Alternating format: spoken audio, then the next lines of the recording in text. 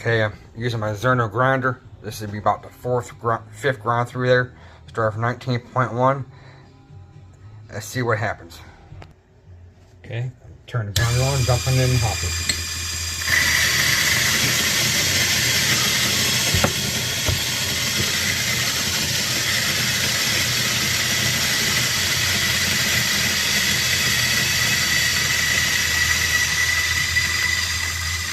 Take the lid, do a couple taps, get everything out, turn it off.